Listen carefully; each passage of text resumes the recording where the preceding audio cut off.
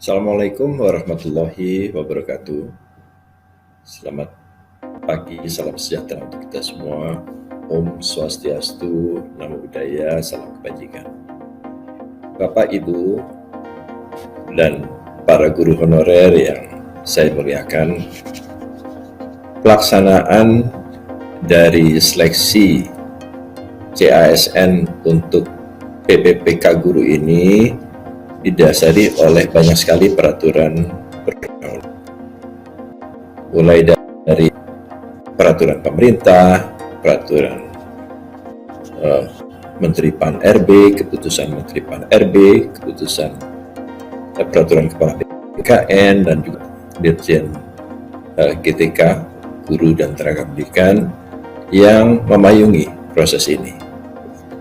Tayangan berikutnya. Nah, kita melihat bahwa seleksi pada tahun ini, seleksi guru P3K yang berjumlah 506.252 dan juga ditambah dengan seleksi CPNS yang dilakukan bersamaan sejumlah 126.000 dan juga seleksi 3K non guru yang berjumlah 26.000 lebih, itu total jumlahnya adalah 659.064. Ini merupakan jumlah terbesar yang pernah dilakukan dalam rekrutmen aparatur sipil negara di Indonesia sejak merdeka. Jadi ini tidak main-main jumlah ini, dan kami berusaha sekuat tenaga untuk bisa melakukannya dengan amanah, dengan baik, dan transparan, dan dengan akuntabel. Dan karena pada saat masa pandemi ini pelaksanaannya menjadi panjang karena kami membatasi kerumunan sehingga hanya bisa dilakukan 3 kali per sesi atau maksimal 4 sesi per hari. Nah, ini kemudian akan berdampak pada waktu pelaksanaan hingga akhir tahun sampai Desember untuk semua jenis penerimaan. Lihat dari 506.252 formasi yang diusulkan, yang diisi, yang didaftar seperti tadi sudah disampaikan oleh Mas Menteri adalah 322.665. Ini formasi ini terdapat pada 506 instansi di daerah. Pendaftar untuk 322.600 ini sejumlah 608.877. Jadi jumlah pesertanya 2 kali lipat daripada formasi yang diperebutkan. Nah, untuk kelompok pertama ini jumlahnya 345.658. Kelompok ini adalah peserta yang melamar pada formasi di mana dia mengajar. Sedangkan kelompok kedua 248.175 ini adalah peserta yang melamar pada tempat yang bukan tempatnya mengajar. Nah, ini yang sudah mengikuti tes dan yang tidak hadir sejumlah 15.044 orang. Kemudian berikutnya data-data dari Dapodik dari Kementerian Pendidikan dan Kebudayaan itu kami integrasikan dengan data-data tenaga honorer K2 yang berasal dari database PKN. Kami integrasikan, mendaftarnya melalui sistem SSC ASN, kemudian ujiannya menggunakan fasilitas UNBK. Hasil dari ujian itu kami tarik lagi ke sistem SSC ASN untuk diproses. Jadi ini sistemnya adalah melalui atau dilakukan salah elektronik sehingga menghindari terjadinya penyalahgunaan kewenangan dan manipulasi data di sana. Berikutnya, sesuai dengan Permen Pan RB nomor 28, ini ada afirmasi nilai seperti tadi sudah disampaikan oleh Mas Menteri. Yang pertama, afirmasi nilai untuk mereka yang memiliki sertifikat pendidik, ini 100% afirmasinya. Kemudian usia, jika usia di atas 35 tahun dan guru aktif juga mendapatkan afirmasi tanpa nilai 15%. Untuk peserta disabilitas juga mendapatkan afirmasi 10%. Sedangkan guru honorer, tenaga honorer K2 ini juga mendapat afirmasi 10%. Kemudian berikutnya lagi, hasil-hasil dari tes yang telah dilakukan peserta dan berikan afirmasi. Yang pertama sesuai dengan afirmasi Kemenpan RB nomor 1127 dan 29. Ini seperti pada matriks yang pertama. Kemudian ada afirmasi tambahan seperti yang juga tadi disampaikan untuk usia 50 tahun dan untuk di Papua dan Papua Barat. Itu kami sebut dengan kategori 2. Kategori 2 dan untuk kategori 3. Jadi dari afirmasi itu ditingkatkan nilainya sebesar 10%. Kenapa 10%?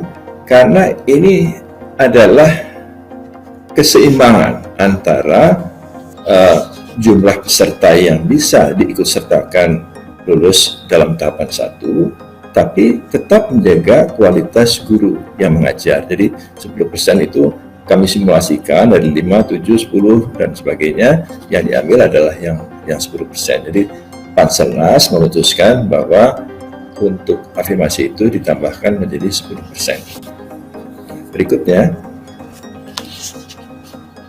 untuk tahapan pertama, dari 502.000 peserta, yang lulus hanya 90.836. Ini yang masih afirmasi awal. Angka 90.836 ini, kalau kita bandingkan dengan formasi totalnya 506.202, ini hanya terisi 28,2% saja dari formasi, ya betul, dari formasi awalnya. Tapi kalau kita melihatnya dari formasi yang ditetapkan, maka dia sebesar 17,9%. Nah, berikutnya. Nah, setelah mendapatkan afirmasi tambahan untuk usia 50 tahun, kemudian ada tambahan peserta yang lulus 82.493. Sehingga berikutnya, jumlah peserta yang dinyatakan lulus untuk tahap 1 ini adalah 173.329. Dari 506.000 itu masih ada peserta yang tidak lulus, tentu saja besar 420.504. Nah, peserta ini yang bisa mengikuti tahap 2 dan tahap 3. Jadi untuk tahapan pertama yang lulus adalah 107.329. Berikutnya, dilihat dari jumlah formasi yang tersedia, maka formasi yang belum terisi untuk tahapan kedua dan tahapan ketiga nanti adalah sebesar 149.336. Jadi yang diperebutkan untuk tahapan kedua dan tahapan ketiga sebesar 149.336. Kami di Panselnas masih mendiskusikan apakah sisa 500.000 sisanya dari 1 juta kuota itu akan dapat dipergunakan untuk tahun-tahun berikutnya, karena ini sebetulnya diberikan kesempatan bagi daerah-daerah yang belum mengajukan formasi untuk ketika guru, tapi itu masih dalam diskusi di Panselnas. Jadi kami masih memperjuangkan agar sisa dari 1 juta guru itu bisa juga tetap diberikan. Nah, yang akan ditandingkan pada tahapan kedua dan ketiga sejumlah 149.336. Berikutnya, nah, setelah nanti diumumkan jam 12 BIB. Kalau jam 12 BIT, sekarang sudah jam 12 BIT soalnya. Setelah pengumuman itu, para peserta boleh melakukan sanggah terhadap hasil kalau mereka merasa bahwa nilai-nilainya tidak sesuai dengan apa yang mereka dapatkan. Jadi ada masa sanggah peserta memiliki waktu 3 hari untuk melakukan sanggahan, dan panitia nanti harus menjawab tantangan tersebut dalam 7 hari. Kalau tidak ada masalah, kemudian akan menetapkan nomor induk PPPK bagi mereka yang sudah dinyatakan lulus tahap pertama.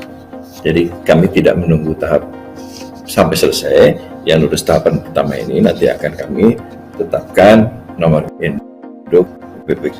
Tentu secara administrasi juga memerlukan waktu karena jumlahnya besar sekali, dan pemerintah yang memiliki informasi itu perlu mengusulkan kepada PKN nama-nama yang dimintai untuk ditetapkan nomor induk PPPK gurunya. Berikutnya, untuk output dari PKN, baik itu pengumuman maupun nantinya penetapan pertimbangan teknis nomor induk PPPK, kami menggunakan tanda tangan elektronik. Jadi tidak ada lagi tanda tangan basah. Nah, kami berharap para peserta tidak percaya kepada calo-calo yang sekarang ini banyak sekali bergentayangan yang menjanjikan kelulusan peserta, karena tidak mungkin. Kami sudah melakukannya dengan secara elektronik, apalagi kalau ada tanda tangan basah yang sekarang ini banyak beredar.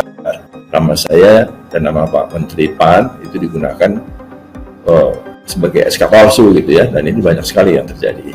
Jadi kami berharap para peserta tes PPPK guru ini tidak percaya dengan calo-calo seperti itu. Nah, kami yang terakhir sejak tadi malam mencoba menandatangani 173.000 guru yang lulus P3K tahun pertama. Hanya saja saya mohon maaf karena posisi saya sekarang ini sedang berada di Mataram dan sinyalnya tidak begitu cepat sehingga butuh waktu. Tapi saya berjanji pada saat jam 12 nanti sudah selesai semua, saya tanda tangani untuk output hasil seleksi kompetensi dan tahap 1 yang bisa umum oleh penyelenggara maupun pemerintah daerah Sulawesi. Saya kira itu sampaikan Mbak Widya. Terima kasih atas perhatiannya. Wassalamualaikum warahmatullahi wabarakatuh. Waalaikumsalam warahmatullahi wabarakatuh. Terima kasih, hatur nuhun Pak Bima, sehat-sehat selalu. Dan selanjutnya